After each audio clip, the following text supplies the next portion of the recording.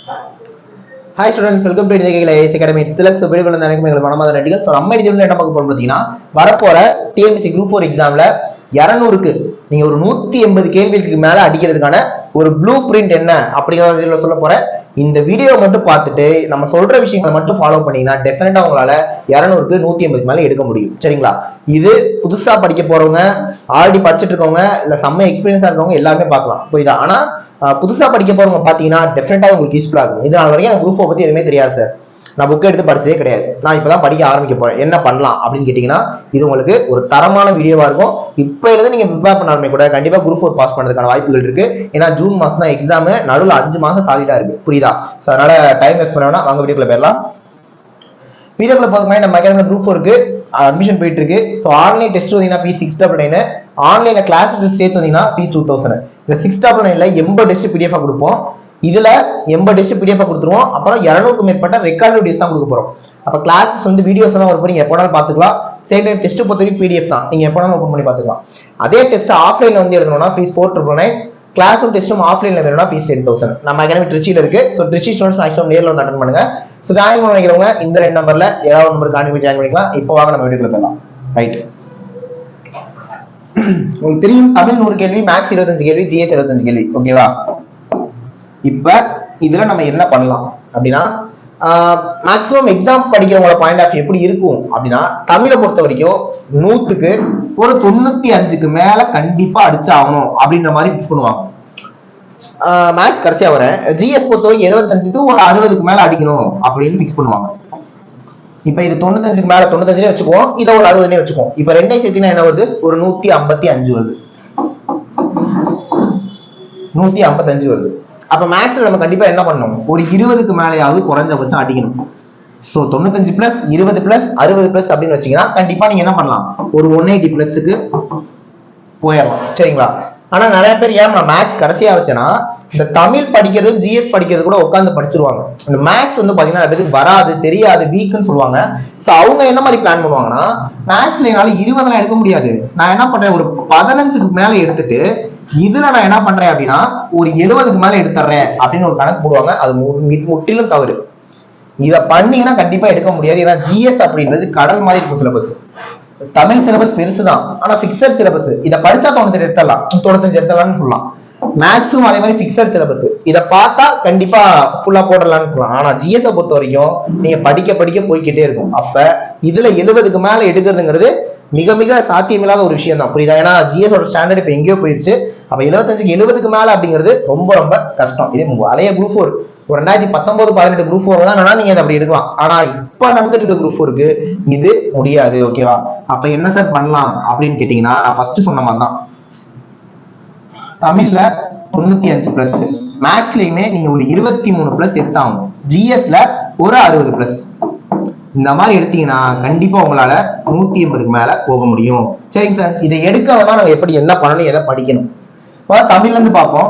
தமிழை பொறுத்த வரைக்கும் மொத்தமா உங்களுக்கு ஒரு 95க்கு மேல எடுக்கணும். மொத்தமா 100 கேள்வினா இலக்கணம், செய்யுள், உரைநடை.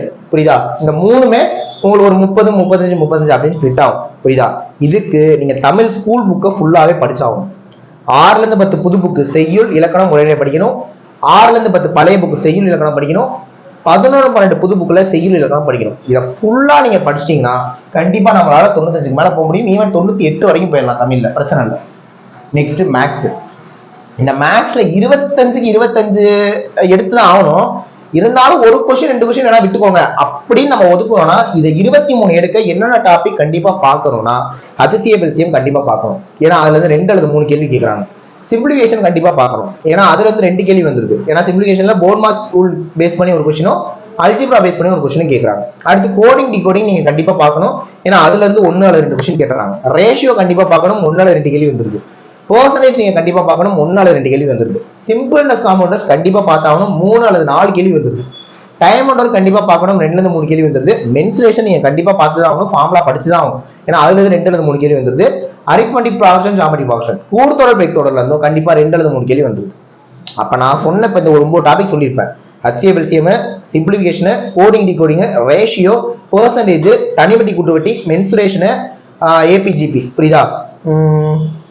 இன்னும் ஒரு டாபிக் விட்டு இந்த 9 டாபிக் தான். இந்த 9 டாபிக் நம்ம தரவா பார்த்துட்டோம்னாலே இது மேக்ஸ் வராதுன்னு சொல்றவங்களுக்காக. வர்றவங்க எல்லா டாபிக்கும் பார்த்துட்டு 25 அடிச்சிருக்காங்க. வராதுன்னு சொல்றேன். வராதுன்றவங்க இந்த ஒரு 9 டாபிக்கை பாத்தீங்கன்னா 23 கேள்வி கண்டிப்பா செக்யூர் பண்ணிடலாம். பட் அந்த டாபிக்கை எப்படி படிக்கிறது? ஒரு டாபிக் எடுத்துக்கோனா அதுல கூட எல்லா டைப்ஸுமே தெரியணும், எல்லா மாடல் சம்ஸுமே போட்டு பார்த்தரணும்.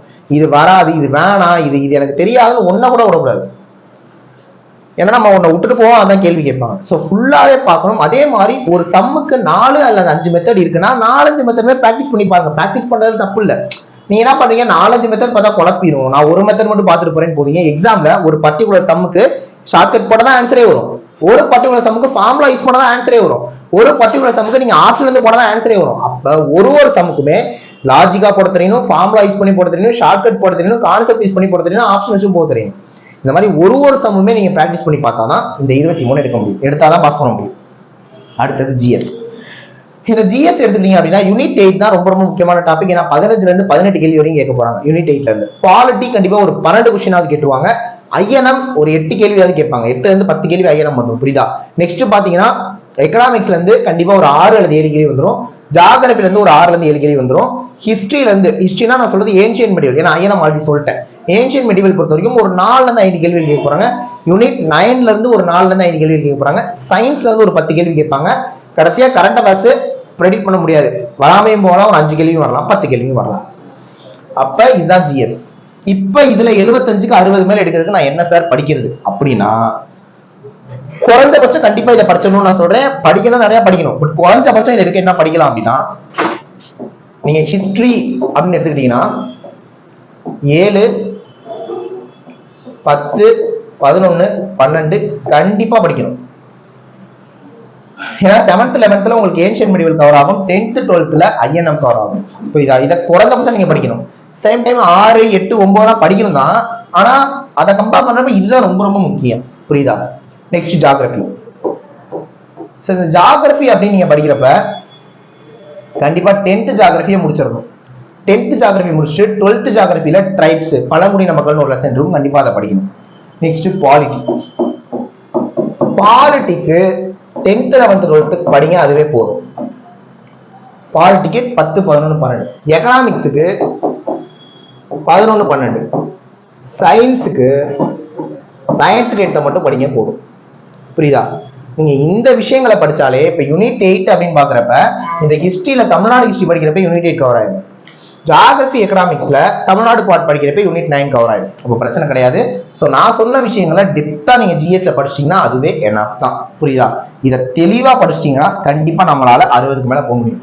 சோ இதை கரெக்டா ஃபாலோ பண்ணீங்கன்னா நீங்க 180க்கு மேல போறதை யாராலையும் தடுக்க முடியாது. ஆனா கன்சிஸ்டன்சியா படிக்கணும், தொடர்ந்து ஃபாலோ பண்ணணும். புரியுதா? சோ கண்டிப்பா இந்த வீடியோ உங்களுக்கு யூஸ்ஃபுல்லா இருக்கும்னு நினைக்கிறேன். சரிங்களா? சோ வீடியோ முடிச்சுக்கலாம். நெக்ஸ்ட் இதே மாதிரி முக்கியமான வீடியோல பார்க்கலாம்.